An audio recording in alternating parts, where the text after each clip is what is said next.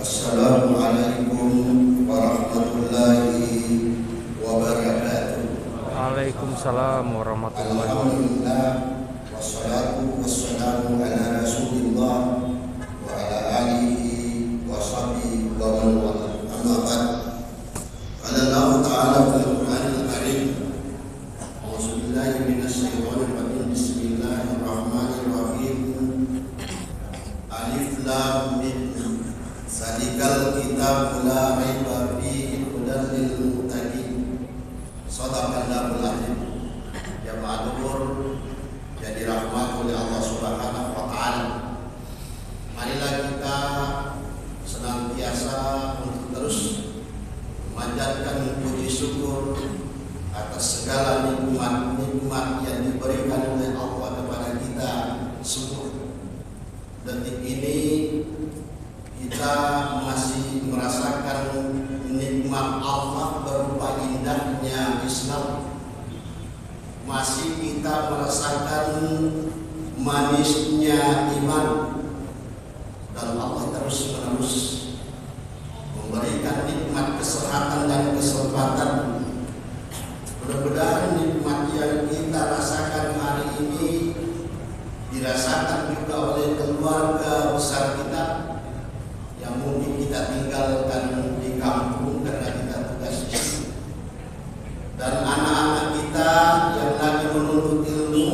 Mari kita doakan bersama-sama, mudah-mudahan dilancarkan semua urusannya, ujiannya, sehingga apa yang menjadi cita-citanya dapat terkabulkan, sehingga menjadi kebanggaan bagi kedua orang tuanya. Selawat dan salam semoga tercurahkan kepada Rasulullah Muhammad SAW, keluarganya, para sahabatnya, dan para pengikutnya. Mudah-mudahan kita termasuk orang-orang yang mendapatkan syafaatnya ketika bertemu di padang mahsyar, yang kita diperhadapkan untuk menghadapi perhitungan Allah Subhanahu wa taala. Hadirin jamaah yang dirahmati oleh Allah Subhanahu wa taala, suatu ketika pada saat Rasulullah SAW di akhir hidupnya, detik-detik menghadapi sakaratul maut yang disaksikan oleh para sahabat, sehingga sahabat yang menyaksikan detik-detik Rasulullah meninggalkan dunia, di mana hari terakhir ketemu dengan beliau, tentunya pasti bersedih. Ada yang menangis. Di saat para sahabat sedih, tiba-tiba salah satu sahabat bertanya kepada Rasulullah, "Ya Rasulullah, ketika engkau tiada, di mana lagi kami harus meminta petunjuk?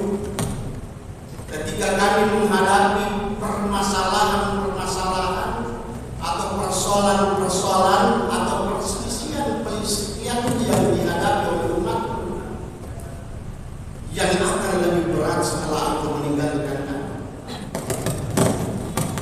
Kemudian Rasulullah menjawab, "Kami sudah meninggalkan dua penasihat untukmu, dan ketika engkau jadikan sebagai petunjuk atau pedoman, engkau akan selamat hidup dunia dan akhirat."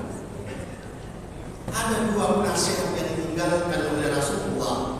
Yang pertama, penasihat yang pandai bicara Al-Quran dan hadis. Yang kedua adalah penasihat pendiam, yaitu kematian.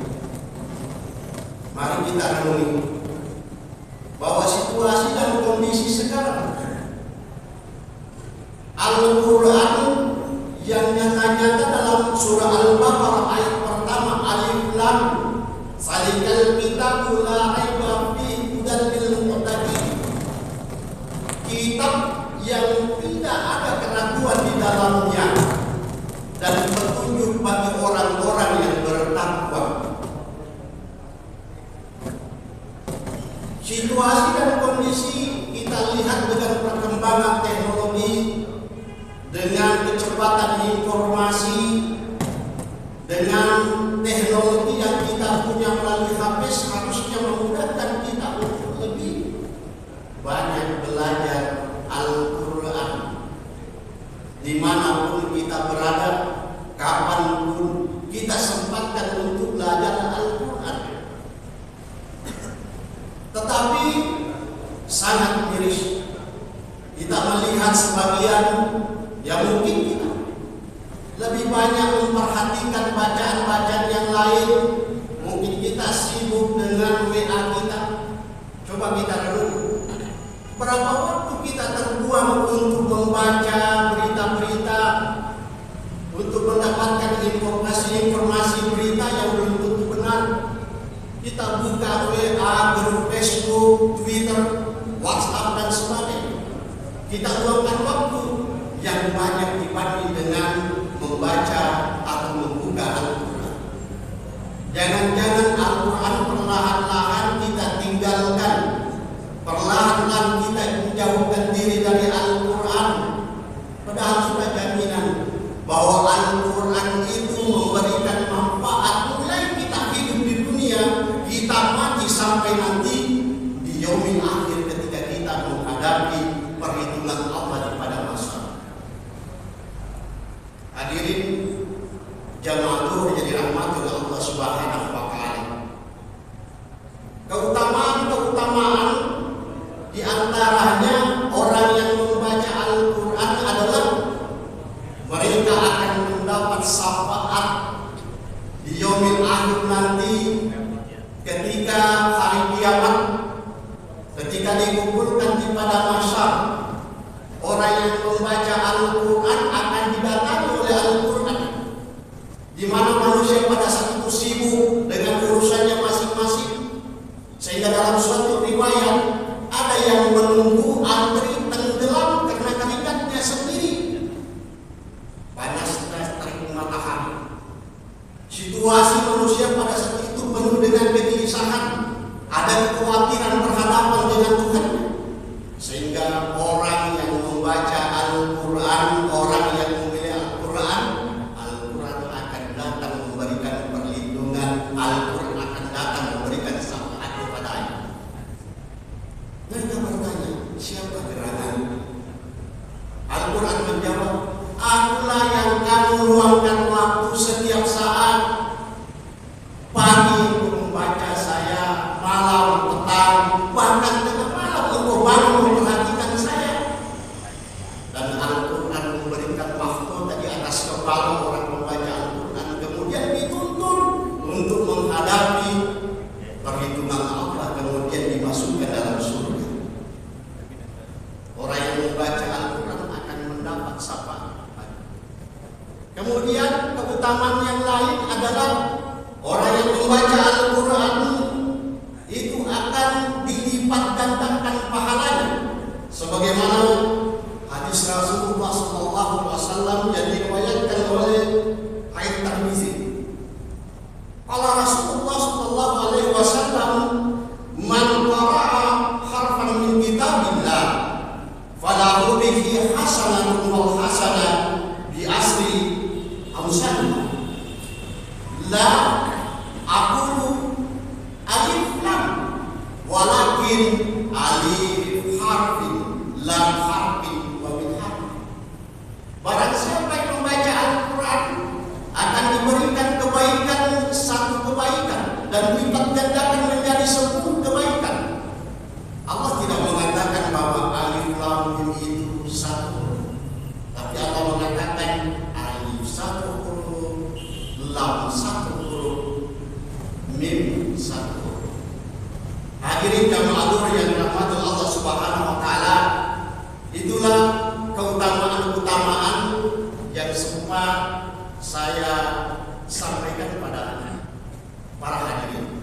Mudah-mudahan kita semakin bersemangat untuk membaca dan belajar Al-Quran, karena sebaik-baik di antara kita adalah orang yang membaca Al-Quran dan mengamalkan.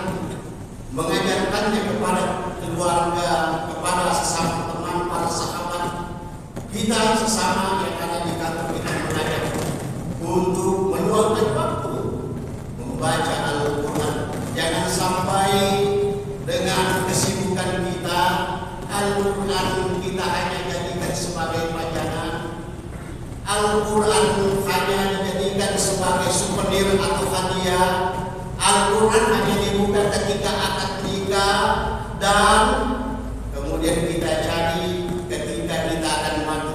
Karena belum ada Pak sampai sekarang. Ketika orang mau mati, coba buka WA-nya bacakan dulu, buka Facebook-nya bacakan dulu, cari Twitter-nya bacakan dulu. Tidak ada. Yang ada pasti kita, yang kita cari adalah Al-Quran. Oleh karena itu, dengan sisa waktu yang diberikan oleh Allah Subhanahu wa Ta'ala, mari kita memperbanyak membaca Al-Quran sebagai bekal nanti di yaumil akhir, sebagai hitungan yang akan menjadi pahala yang sangat bermanfaat di akhirat nanti. Hadirin jamaah yang dirahmati Allah Subhanahu wa Ta'ala, inilah yang saya bisa sampaikan. Mudah-mudahan ada manfaatnya untuk diri saya sendiri dan para hadirin. Wabillahi taufiq wal hidayah. Wassalamualaikum warahmatullahi wabarakatuh.